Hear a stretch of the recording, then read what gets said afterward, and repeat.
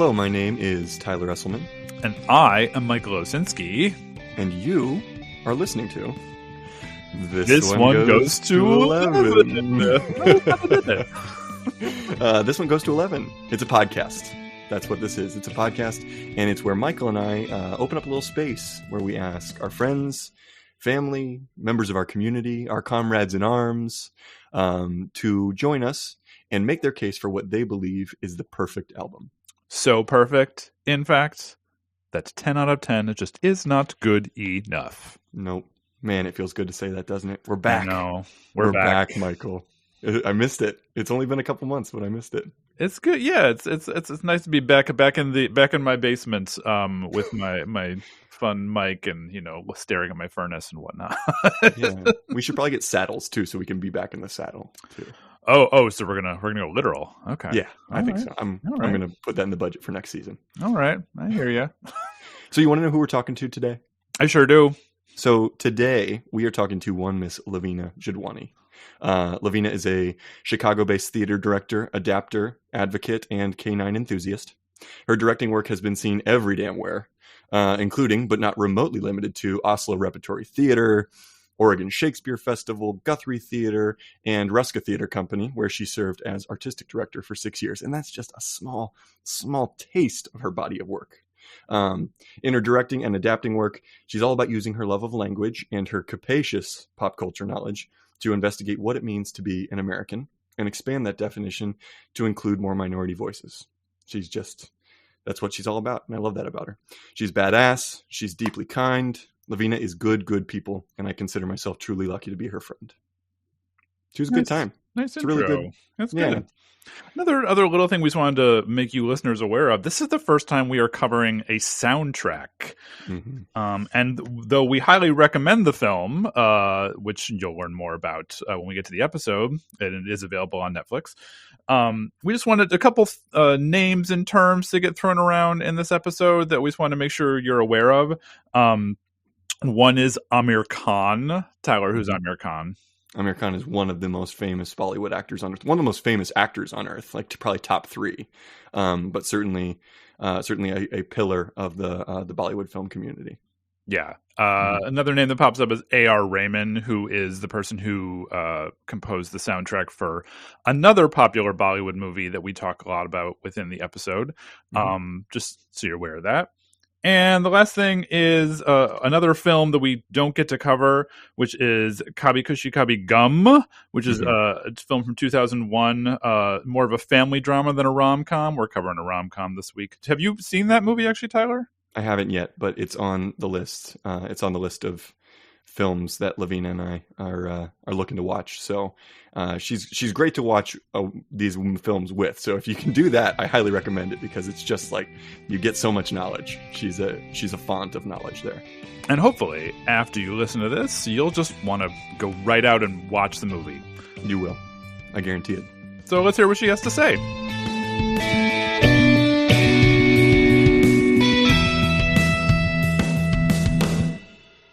All right, we ready to do this? Yeah.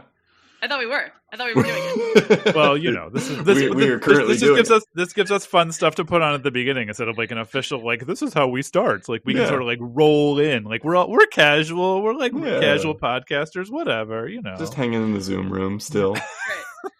Like we have been for years. Lavina Jadhwani, congratulations on making it before the tribunal. Thank you. It's an honor. We're honored. We're honored to have you here. For anybody listening out there, Lavina has been a staunch supporter of This One Goes to 11 from the beginning. So this is a great moment for us to welcome her into the official fold. I mean, friend of the pod, capital F, capital P, no lowercase here. Like, yes, FP. So for anybody who has not joined us before, this is the podcast where we bring a friend, colleague, loved one of ours on to make their case for a perfect album, and I'm really excited about today's selection from Lavina, because it is just throwing a wrench in the works in all the best ways. So what did you bring before the tribunal today? This one goes to 11 tribunal. Well, so I first of all, I did. I suppose I knew I was throwing you a little bit of a curveball in that, I loved the first season. Congratulations. I listened to all of it. But it also got me thinking about like how I got introduced to music, and it was almost entirely soundtracks. And so I have brought before the tribunal the Dil Chahta Hai soundtrack. But I think in general, which is like one of my favorite Bollywood soundtracks, but I think in general, it wasn't just Bollywood or Hindi movies. It was American movies. It was American musical theater. Like I think, and knowing that the both of you are also theater makers, I thought, the task of the perfect album when that album is also a soundtrack is a little different. And I think this one, goes to 11. Well, absolutely. Hell yeah. I love it. We're excited for you to build the case for like what that means to you. And like, obviously the question of perfection is not something that we never define. So I'll be fascinated to see why this ticks the boxes for you. But for our listeners at home who may need a little bit of a get on the same page assist just about what Dil Chahta Hai is and a little taste of the context around it, we're going to do our favorite segment, which is called Michael. It's not my favorite segment, but it is a necessary segment, I think. What's it called? Oh, we just did it this morning. I already forgot the name. Oh my God. I'm so rusty. It is, Beginner's Guide to insert album here in 60 seconds. So Beginner's Guide to the Dil Chahta Hai soundtrack in 60 seconds. Presented by Tyler. By me today. Okay. And of course, Lavina, this is your opportunity. Even before you make a case to us, this is your opportunity to evaluate how well we do, or how well Tyler does in terms of giving this intro. Right. Right. So, and whatever rubric or scale or, Montessori-esque evaluation scale you decide you want to use, like entirely up to you. It can be imagistic if it wants, whatever, Fantastic. And in this one, with the film aspect of it too, it's serving two purposes. Just like I'm spinning plates here, just so we're clear. I understand the assignment. Yeah, you did. It's a hard one. Okay, all right. You ready, Tyler? I believe I'm ready. I got 60 seconds on the clock, and go. Akash, Samir, Sid. Our heroes 3. We meet these lovable goofs just as they're graduating from college and find themselves asking those big questions we all ask ourselves about love, friendship, work, what it all means, and how we're supposed to make it last. This is Dil Chahta Hai. Written and directed by Farhan Akhtar, his debut feature, might I add. The film is noted and beloved for a refreshingly realistic take on the lives of Indian youth at the beginning of the new millennium. You can't help but root for these dudes. They'll make you laugh, cry, and leave you asking where exactly you might be able to find some of those leather pants and sheer shirts. They work so explosively. But the music, the soundtrack, was composed by acclaimed trio Shankar Ehsaan Loy, with lyrics by Farhan, the writer-director's father, Javed Akhtar. Noted for its universal sound, the soundtrack combined traditional Bollywood film music elements with both a harder-edged rock sensibility and richly layered orchestrations that gave the songs a life of their own and has cemented the enduring legacy of this soundtrack in Indian popular music. Oh, and did we mention there's a didgeridoo? Because there is totally a didgeridoo. Hey, how about it? It's something. How about it? So this is a little taste for our listeners at home of the film itself and how the soundtrack relates to that. Given what I know and what I don't know, how do you feel about this brief taste, and how would you rate my job done today? Oh, yeah, it's great. 10 on 10. 10 on 10, 10 on 10. Would say. 10 on 10. Yeah. Great. I love it. Well, why don't we get started? A new question for the podcast this season is, Lavina, could you just tell us about your relationship with music? Wow. Well, I mean, a lot of it is, it did start, with soundtracks. I also think, I'm the child of immigrants and I grew up, listening to things on cassette tape. And a lot of that was, what what my mom in particular was into, and you know, I think it's not an accident. She was into a lot of strong women and a lot of strong women of color, like Gloria Estefan, Whitney Houston, Paula Abdul, Janet Jackson. Like that was a lot of what I grew up listening to, and then it was a lot of soundtracks. The American soundtracks that were iconic were The Bodyguard, Saturday Night Fever. I think when I got to high school, Empire Records. I suspect this room might appreciate. Yeah, right. Did I hear it was Rex Manning Day the other day? It was Rex Manning Day the other day. Is that what I heard? Okay, there we go. Sorry, that's too specific. I mean, not for me, but you know, it's interesting because I think my relationship to Hindi music. You know, I'm not a native speaker. I took classes at Temple. I did like 200 days of Duolingo in the pandemic, and then I quit. Mm-hmm. Duo sends me a lot of emails about how disappointed they are in me, and I'm like, I already have Asian parents. Thank you. Shut up, Owl. What do you don't know me, Mr. Owl? Yeah, but you know, it's interesting. Like, and it's wild. Like, I did not grow up. The amount of South Asian representation out there right now, especially in TV and film, is just it's mind-boggling to me. I did not grow up with that. Right. You know, one of the things I remember watching this movie as a kid, and it was the first time I went, oh, I think in the story of my life, Preeti Zinta, one of the lead actresses in the film, could play me, because I'd never seen a heroine in a Hindi movie with curly hair before. Or like with naturally curly hair, you know, and so like the scope of representation has gotten, you know, just it's gotten so much bigger. And anyway, so I've been seeing these. I am not on the TikToks, but every now and then they hop over into my Instagram feed, and you know, it's funny because there are a lot of us out there that like grew up listening to these like. I mean, my relationship to Hindi is almost entirely through love songs, which is kind of wild. And there are like a lot of us out there that are like, oh man, how do I explain this Indian American impulse to turn my steering wheel into a dole, or like my desk, or my like whatever it is? But it's in these songs, you know. So anyway, Tyler and I were talking as we got to watch the movie together, and I actually haven't.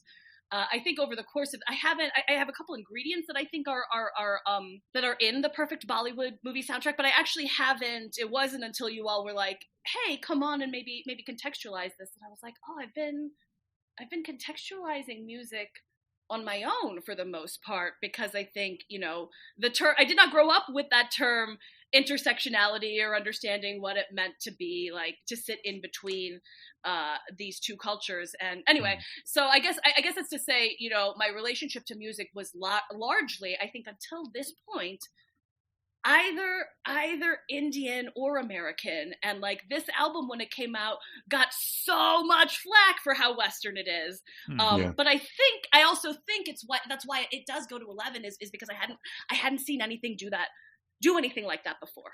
And I think like when people look back on this album, it has aged really well. Yeah. I think we should say for people that it's on Netflix. It is streamable on Netflix. It's 3 hours long, and it's chock full of stuff. Like there's so much that happens. And so can we touch on the like how Western this is? Because I think for me, that's a thing I recognize watching it, that there's tons of English in the film. And so like how like percentage wise, how much more English would you say is in this compared to films that you were like used to seeing before this came out? I'm not sure. It's hard to say, but I think one thing that stands out to me, right, that we talked about when we watched it, was that this script was written in English. Right. First, and then parts of it, you know, whatever, and so I think and then whatever needed to be translated into Hindi was, and I would imagine at that time that if anything, you know, it was the reverse. Scripts were in Hindi, and then like, you know, the English was the masala, or the English, right? Because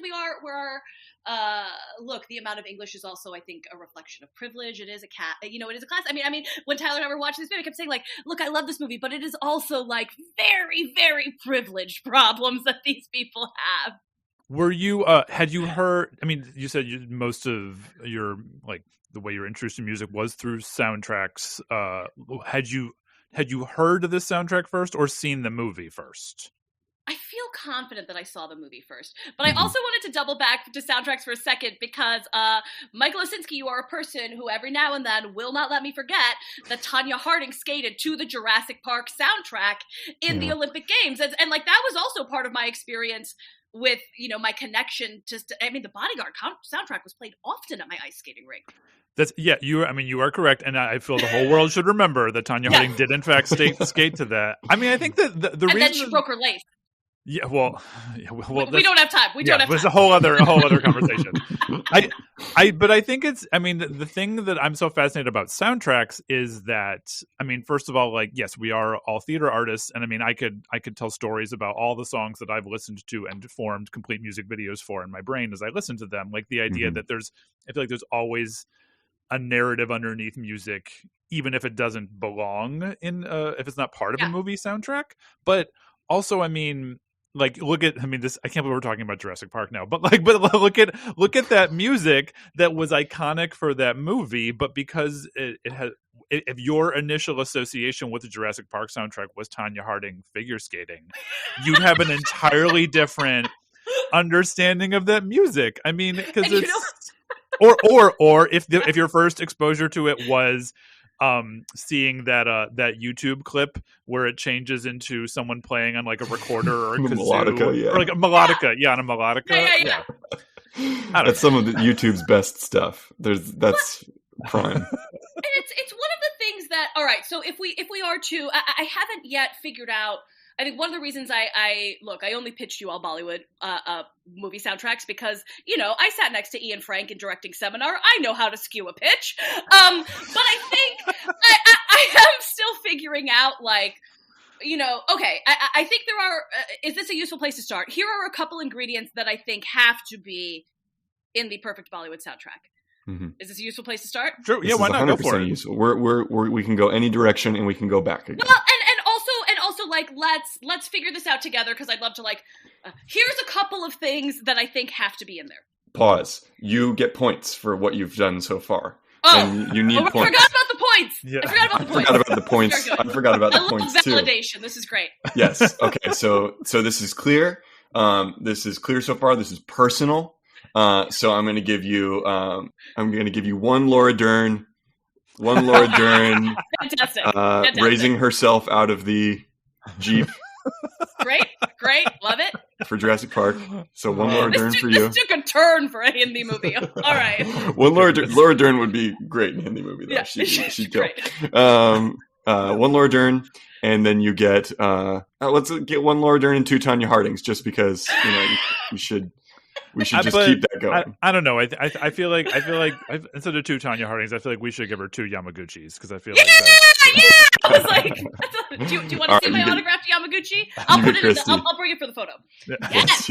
Bless you. All right, you get two Yamaguchis. One Laura Dern, two Yamaguchis. You know what? Because she could have had 2 gold medals. I maintain that. That woman could have had 2 gold medals. She could have had 92 and 94 if she wanted. Anyway, you're my go-to gal for this sort of thing. You're the one providing me with all of this figure skating and important figure skating content. Okay, yes, let's start with your rubric. So you got the brief, and then this was what was inspired. So there has to be at least one song that's gonna kill at my cousin's wedding. Yes. Okay. The song that slays at my cousin's wedding could go at least a couple of ways. Mm-hmm. It could be the song that they play that gets everybody out on the dance floor, like, oh my god, I love this song. And I think that Koi Kahe is that song. It was that song. It never stopped being that song. I think that song still works. And then the other possibility though could be right because like there are songs that make it into the zeitgeist, and I would argue that Bollywood has in fact maybe started putting in songs that they know are going to be performed by a family member, by that close sister or cousin's friend or whatever. Everybody, the grad school squad's going to get on the floor. And I think that one in this movie is Wo Ladki Hai Kahan. That song is begging to be acted out. Nice. Yes. So that's thing number one that has to be there. Okay. There has to at some point be a beat that's gonna make my uncle bang on the table like it's a dole, even though he's never picked one up in his life. We all think we can do that. So that's gotta be there at some point. There is often an iconic flute riff. And what I love about this movie is we start to like, right, how the didgeridoo is a relative of the flute, right? So we start to like, when we shift region, we start to also get the didgeridoo riffs. And I love the way that, this movie is also, I think, early in Bollywood movies starting to explore what we call the NRI experience, the non-resident Indian experience, the experience of Indians abroad, Indians away from home. We're obsessed with this idea. And, for the most part, movies at this point were exploring the lives away from home in terms of people living in the UK. Mm-hmm. And so this movie, right, we're going to Australia and the music, right, like through the lens of, what I call identity conscious work, but it's in there, right? They're changing it up to reflect the shift in location, but there's still, I think, Tanhai, which is like my, I heard this song the first time I watched it. The way it also was shot was just different than what I had seen Bollywood movies do before. And my dad was like, "Why do you love this sad, sad song?" But I was like, "But I'd never heard anything that, again, in terms of intersectionality or in terms of, this soundtrack got slammed for how Western it sounds, which is wild to me because so I think it came out September 2001. I think this was it. So a month before, another big Amir Khan movie, Lagan, came out. That soundtrack was so praised. If you look on Planet Bollywood, you look at the original Planet Bollywood reviews for these soundtracks. Dil Chahta Hai, 6.5 out of 10. Yeah. Lagan, 9.5 out of 10. It got nominated for an Oscar, didn't it? I think Lagan did, yeah. And so there was really only one summer where I drove a lot and where I really enjoyed driving. It was the summer it was the summer between freshman and sophomore year of undergrad. I had gotten my license so I could be a lightboard operator at Northlight Theater. And there were 6 shows a week, so I was driving Hinsdale to Skokie 6 times a week. And it turns out one movie soundtrack is good for one way, that's the perfect length, and it's about the length of one movie soundtrack on the way back. So those were the 2 soundtracks I would listen to, were Lagan and Dil Chahta Hai. They were the 2 I happened to have on cassette tape, and I still drove a car that had a cassette tape player. Yeah. And so those were the 2 soundtracks, but it was wild because it was, and the Film for Awards at that year, they used to give out both a Critics' Choice and a Popular Choice Award. The Critics' Choice Award was for Best Movie was Lagan. The Popular Choice was Dil Chahta Hai. It was all Amir Khan. But if you look at those 2 soundtracks side by side, it's fascinating to me because and I know this is a little basic bitch, but whatever. I'm gonna own it, and I'm gonna make this let's go, do it. Watered down comparison. But since John Williams has already been brought into the mix, I do think that that Lagan soundtrack and A.R. Rahman is not John Williams, but I think that. And Lagan is not Jurassic Park. Good God. You know what I mean? But are you saying that A.R. Rahman is the Indian John Williams? Is that what you're saying? I think what I'm saying is this. I did pitch some A.R. Rahman albums as potential perfect albums. I do think that A.R. Rahman's albums are perfection. I do think it's worth mentioning that it took 3 people to do one man's job. Yeah. On this, right?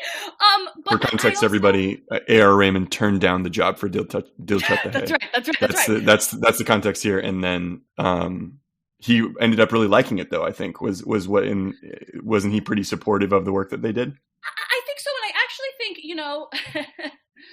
who knows why that guy turned down that job. I don't think we get enough credit for the jobs we turned down. But I wonder if maybe he knew that he wasn't the right person for this movie because nobody had done anything like this before. And I do think that's why this one goes to 11 and not 10 is because, so a few months after this is the Kabhi Khushi Kabhi Gum soundtrack, December 2001. Iconic. That album is perfect because every song on that album is probably still going to get played in my cousin's wedding if it were today, and would probably many of those tracks would still be played 10 years from now. And that is a good test for an album. And I don't think all of the songs on the Dil Chahta Hai soundtrack necessarily pass that test. But I think it's risky. Yeah. And I think this was the first this was kind of their coming out as a trio, right? This was let's put them on the map. Yeah. I'll give you some points for I'll give you some points for that. I'm not even sure how to we're going to give you I'll give you 3 A.R. Rahmans. Just Oh, that sounds good. we'll pour one out that he didn't get to be a part of this one, but I think he's fine. You know what? He's doing fine. He's doing fine. Truth. Does again, I don't know if we've covered all your full rubric, but I'm just also wondering, do the songs have to be connected to the film in some way for it to be a perfect soundtrack? We can have a conversation about this. I can think there are a ton of soundtracks that I love that I've actually never seen the movie for. Yeah. Mm-hmm. And I actually think not necessarily, right? And I did pitch you all some soundtracks where I was like, wow, I really don't know this movie, but I know this music because they all, they played at all the weddings that I grew up attending. So like there are songs that make their way into the zeitgeist. I think also one of the things that's really interesting is there's this pattern in Bollywood movies where really popular songs that are not necessarily the title song will then become the title for an upcoming popular movie. Yeah, like we don't have good examples of that, I think, from this soundtrack. But for example, Zindagi Na Milegi Dobara, which is another trio of dudes taking a trip to like, right, they're riffing off of this trope. That one is Hrithik Roshan. That has a movie, that has a song in it called Dil Chahta Hai, which then became the title for a later movie, which has like Priyanka Chopra and Anil Kapoor and a bunch of, so it's weird. You watch like these lyrics, certain lyrics become iconic, and then they work their way into other parts of the zeitgeist. I guess I want to also, you painted a really lovely picture of driving, back and forth, and how the running time of this timed out so well for you. And I think that it has to be a really relatable experience for a lot of us who've grown up in the Midwest and driven everywhere, when you lived in suburban Midwest, and how the music you listen to in the car kind of gets burned into you in that way. Would that be the primary way that you would listen to this album, or would you do a piecemeal? Would you pick out a song as well? What was the how else did it exist? Well, when I first listened to it, now I listen to it piecemeal, which is kind of funny. I don't, I'll maybe grab the album on Spotify but generally, actually, now when I listen to it, then that takes me down the rabbit hole of, what are the other songs by this composer that I like, or et cetera. Oh, yeah, I forgot they also did this movie. But at the time, it was a cassette tape. So you got to go all in. Mm-hmm. And to answer a question, I don't know, from previous episodes, no skips. Didn't have the privilege of skips. No skips, okay. Well, the other thing I think that, maybe just is, right? But compared to the other soundtracks or the American music I was listening, these are long songs. Mm-hmm. The Kabhi Khushi Kabhi Gum title song, which God help me, I was like, this song it's 8 minutes. It has no use to me. I said to Tyler right before season 2 of Bridgerton dropped. And then now that song is like, it is cemented in the South Asian American zeitgeist because of its use of season 2 in Bridgerton. It's like, oh my God. Yeah. That's the perfect use of that as an instrumental soundtrack. I maintain that song on its own, it has no value to me. But these are they're longer songs, Koi Kahe, that's a pretty long banger. For almost 6 minutes, minutes long. Yeah. And also, like a lengthy, I would say that its presence in the movie is the closest to, I think, like music video, like MTV style music videos, back when MTV actually did music videos. Just, because of the fact that the choreography and someone's the grumpy shots about MTV. Well, we're talking about cassette tapes. We're talking about MTV. Yes, back in my day, this is how things were. But also, right? MTV was huge in India, and we riff off of everything, and I gotta be honest, as one of the few countries that hasn't invaded another, I feel very entitled to that. You step foot, that's fine. We get to use part of that collage. You know what I mean? And I remember when the Macarena dropped. Because then, like 3 or 4 Hindi movies, almost immediately, none of them memorable, but almost immediately, ripped off of it. Dil Dekadena, Dil Lena. It's like, doesn't matter, right? They wanted to like get that beat in because it was so popular in the States. Right. It was like, oh, okay, maybe it'll sell here too. Wild. Oh my God, yeah. It's kind of brilliant. I don't. There's no shade about that because it is. well, we were already saying that we're cursing how earbuggy these songs are. Like I cannot, they're constantly running through my head. And I've only watched the movie once, but we've been listening to the album so much, and they're really stuck in there. And it's, if you're also going to add the Macarena on that, it's a recipe for some seriously addictive disaster. Well, but and not just audio like in our ears, but also, I mean, I can remember like just like if I listen to just the track after having seen the movie, I know almost exactly what's happening in the movie at that moment. Yes. Like almost like, and each one feels like it has a slightly different style to it, both musically and even the way that it's shot. It's an entirely different form of storytelling. Well, and it's one of the things that I think this movie has, because it's got 3 romantic leads around the same age. Yeah. Which, and it's kind of giving pretty equal weight to all 3 of them, which means they've got to find 3 different playback singers, right? In order for Koike to work, they've got to introduce these 3 male voices, and then those dudes are all going to have their solos or duets riffing off of that. But for a long time, there were only a handful of iconic Bollywood singers.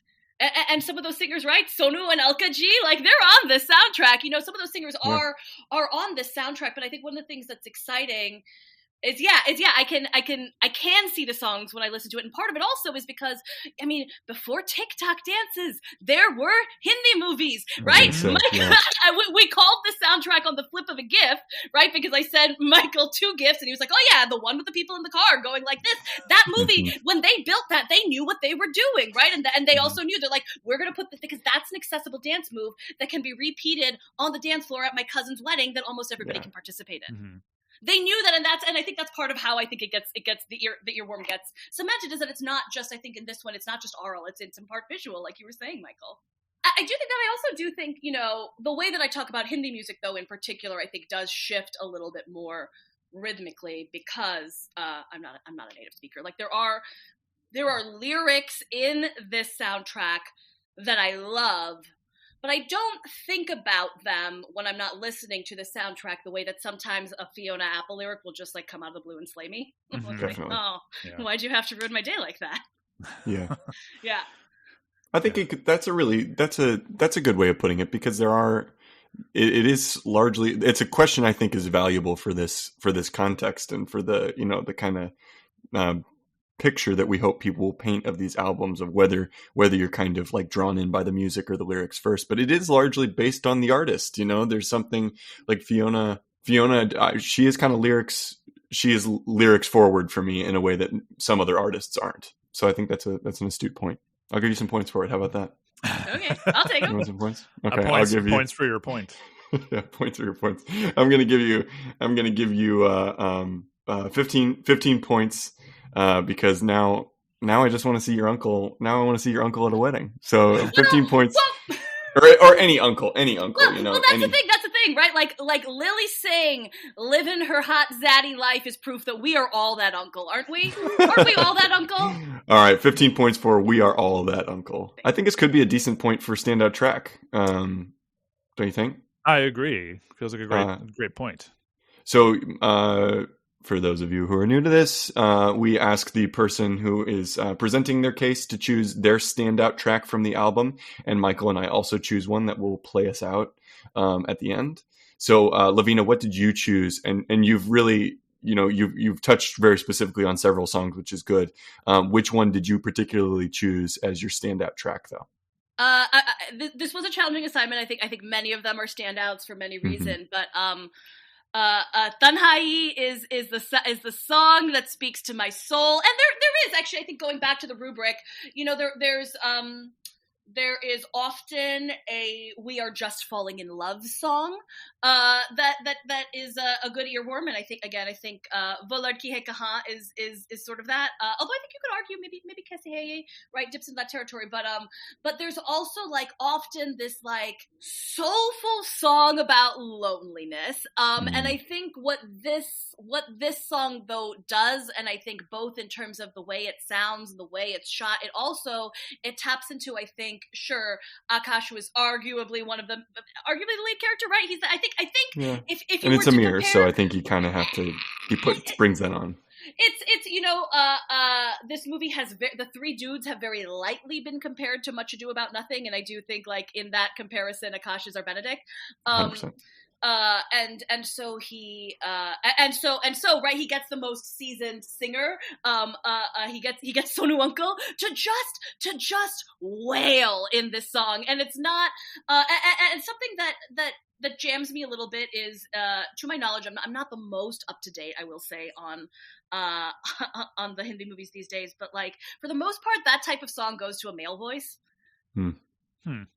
Fine. Because I would actually argue that usually the featured femme equivalent, which actually this soundtrack doesn't have, is what we would call an item number. So an item number is when it's almost always just some exquisitely hot woman who's not in the movie for any other purpose than to like shake her ass to one song. And then is out, and it's great because oftentimes those songs end up being one of the wedding, either that get everybody on the dance floor or the very performative, whatever. But I will say, as a woman, I sometimes find them very rude because it's like Rani Mukherjee is working very hard to carry this entire film, and then yes, okay, it's great to throw focus to Aishwarya Rai for a few minutes, but like, come on, it's also kind of rude, right? Anyway, the point is, I do that song is not this song, but I do think. Yeah, I mean, the way this song taps into loneliness, I think the way it is shot was also very different than anything I'd seen a Bollywood movie do to date, and that does stand out to me. Again, the way that I think we see this man being away from home. He is not in his home country, and he is very, very sad, and he cannot, and then, he ends up calling somebody. He ends up calling somebody that he didn't mean to. Yeah. He's far away from home, and he's so sad. It is really it's a great one, and it comes at a great time in the film. All right, well, let's give that a listen, and we'll be right back. That's the end of part 1. If you access this episode via our YouTube playlist, you're about to hear our guest's standout track. If you'd like to jump ahead to part 2, you'll find a link in the description of this episode.